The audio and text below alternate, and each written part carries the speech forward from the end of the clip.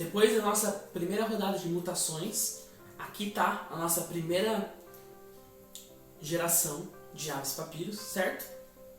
Eu tenho aqui o passarinho que a asa se moveu mais para frente, né? Tá mais próxima dos olhos. Aqui o passarinho onde a asa diminuiu em diâmetro, a asa frontal diminuiu em diâmetro. E também o nosso clone do pai, que voou também na primeira vez ali, você já viu o voo dele, que também vai competir com esses dois irmãos mutados, que sofreram uma mutação e tiveram uma característica alterada, certo? Esses 3 passarinhos que eu tenho aqui, cada um deles representa um fenótipo. Oi, gente, sou eu de novo. Vocês lembram de variabilidade genética que a gente já conversou? Então, essa grande diversidade de fenótipos que a gente pode encontrar nas espécies são resultados da variabilidade genética. Mas o que são os fenótipos, né? Os fenótipos, eles são características apresentadas por indivíduo, sejam externas ou internas, como, por exemplo, cor dos olhos, da pele, dos cabelos, o tipo de cabelo, o formato dos órgãos e etc. E essas características, né, esses fenótipos, eles são gerados de acordo com o genótipo daquele indivíduo, ou seja, de acordo com a sequência de genes que ele possui para cada uma de suas características. Então, o genótipo determina o fenótipo, e a grande variabilidade genética gera os diferentes fenótipos que a gente pode encontrar nas diferentes espécies.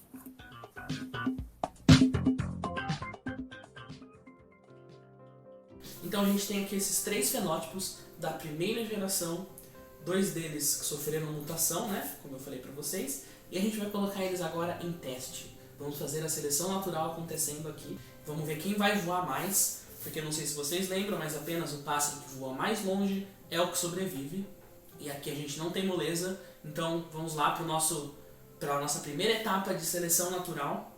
Eu vou lançar primeiro o clone do pai dessa geração, né, o que é igual ao primeiro.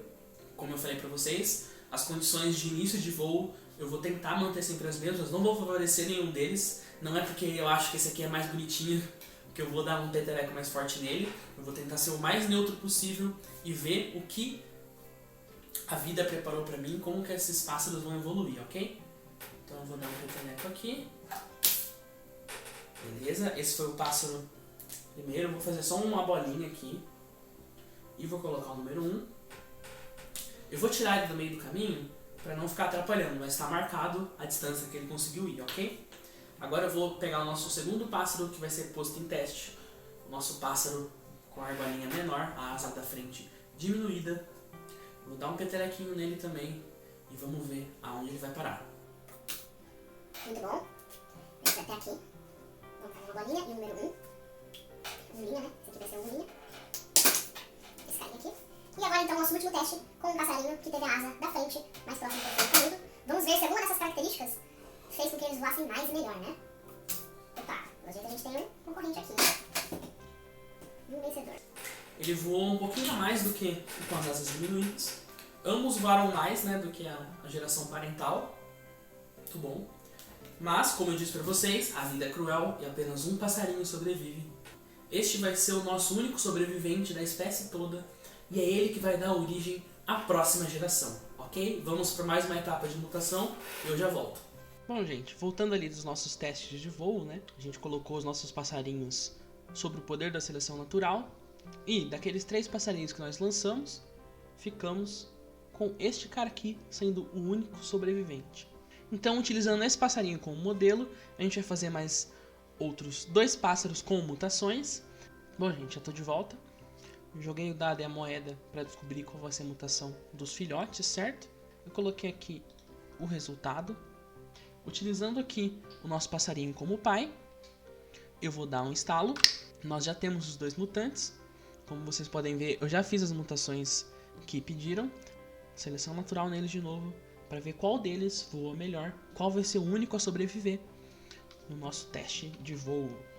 Bom, gente, estamos de volta aqui no nosso stand de voo. Relembrando aqui, este é o clone. Esses 2 passarinhos sofreram mutação. Então vamos colocar eles para teste. Vamos ver quem que vai se dar melhor Vamos lá, hein? Lembrando que as condições de voo iniciais a gente tenta que sejam sempre as mesmas. Vou dar um peteleco nesse cara aqui. Eita. Vocês acham que eu deveria jogar esse passarinho de novo ou aceitar que foi assim? Isso que aconteceu é uma coisa muito interessante. Eu errei o peteleco, certo? E eu não vou jogar de novo. Porque na vida, a gente não tem segunda chance. A vida não é fácil. Até onde a gente sabe aí. Então, vou colocar esse cara como um acaso. Aconteceu de eu ter errado esse peteleco. Do mesmo jeito que aconteceu dos dinossauros terem tido o trágico acidente com o meteoro, tá? A vida tá sempre sujeita a essas coisas. Acontece esse tipo de desvio, né? Mas tá tudo bem, a gente ainda tem 2 indivíduos.